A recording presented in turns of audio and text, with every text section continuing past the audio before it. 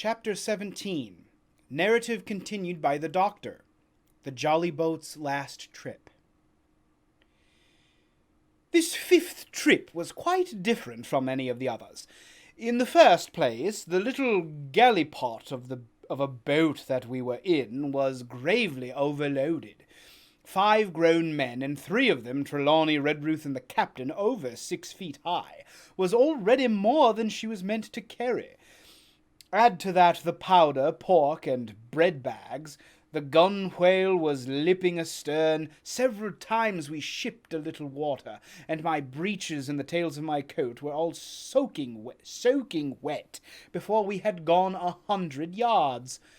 The captain made us trim the boat, and we got her to lie a little more evenly. All the same, we were afraid to breathe. In the second place, the ebb was now making a strong, rippling current running westward through the basin, and then southward, and seaward down the straits by which we had entered in the morning. Even the ripples were a danger to our overloaded craft, but the worst of it was that we were swept out of our true course and away from our proper landing place behind the point. If we let the current have its way, we should have come ashore beside the gigs, where the pirates might appear at any moment. "I cannot keep her head for the stockade, sir," said I to the captain. I was steering, while he and Redruth, 2 fresh men, were at the oars. "The tide keeps washing her down. Could you pull a little stronger?" "Not without swamping the boat," said he. "You must bear up, sir, if you please. Bear up until you see you're gaining." I tried, and found by experiment that the tide kept sweeping us westward until I had laid her head due east, or just about right angles to the way we ought to go. "We'll never get ashore at this rate," said I. "If it's the only course that we can lie, sir, we must even lie it," returned the captain. "We must keep upstream. You see, sir," he went on, "if once we dropped to leeward of the landing place, it's hard to say where we should get ashore. Besides, the chance of being boarded by the gigs, whereas the way we go, the current must slacken, and then we can dodge back along the shore." "The current's less already, sir," said the man Grey, who was sitting in the fore sheets. "You can ease her off a bit." "Thank you, my man," said I, quite as if nothing had happened, for we had all quietly made up our minds to treat him like one of ourselves. Suddenly the captain spoke up again, and I thought his voice was a little changed. "The gun," he said. "I have thought of that," said I, for I made sure he was thinking of a bombardment of the fort. They could never get a gun ashore, and if they did, they could never haul it through the woods. "Look astern, Doctor," replied the captain. We had entirely forgotten the long 9, and there, to our horror, were the 5 rogues busy about her, getting off her jacket, and as they called the stout tarpaulin cover under which she sailed. Not only that, but it flashed into my mind at the same moment that the round shot and the powder of the gun had been left behind, and a stroke with an axe would put it all into the possession of the evil ones aboard. "Israel was Flint's gunner," said Grey hoarsely. At any risk, we put the boat's head direct for the landing place.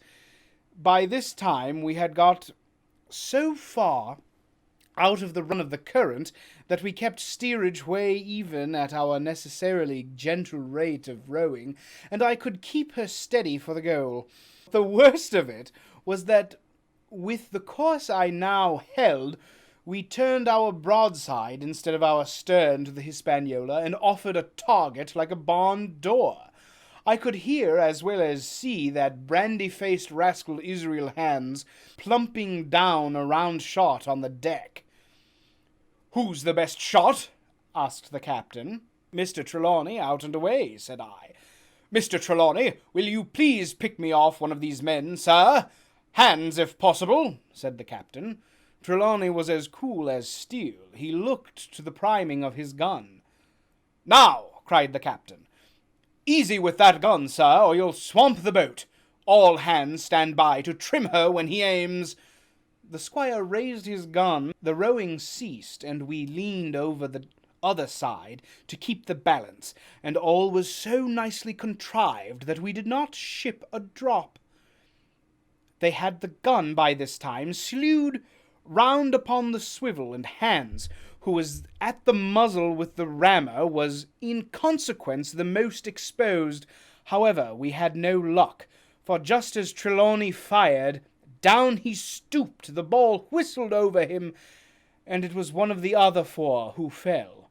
The cry he gave was echoed not only by his companions on board, but by a great number of voices from the shore, and looking in that direction I saw the other pirates trooping out from among the trees, and tumbling into their places in the boats. "Here come the gigs, sir," said I. "Give way, then," cried the captain. "We mustn't mind if we swamp her now. If we can't get ashore, all's up." "Only one of the gigs is being manned, sir," I added. "The crew of the other is most likely going round by shore to cut us off." "They'll have a hot run, sir," returned the captain. "Jack ashore, you know. It's not them I mind, it's the round shot. Carpet bowls, my lady's maid couldn't miss. Tell us, squire, when you see the match, and we'll hold water." In the meanwhile, we had been making headway at a good pace for a boat so overloaded, and we had shipped but little water in the process. We were now close in 30 or 40 strokes. We should be in 30 or 40 strokes, and we should beach her, for the ebb had already disclosed a narrow belt of sand below the clustering trees. The gig was no longer to be feared. The little point had already concealed it from our eyes. The ebb tide, which had so cruelly delayed us, was now making reparation and delaying our assailants. The one source of danger was the gun. "If I durst," said the captain, "I'd stop and pick off another man." But it was plain that they meant nothing should delay their shot. They had never so much as looked at their fallen comrade, though he was not dead, and I could see him trying to crawl away. "Ready!" cried the squire. "Hold!" cried the captain, quick as an echo.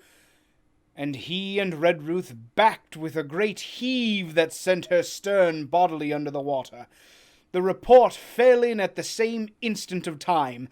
This was the first that Jim heard, the sound of the squire's shot not having reached him. Where the ball passed, none of us precisely knew,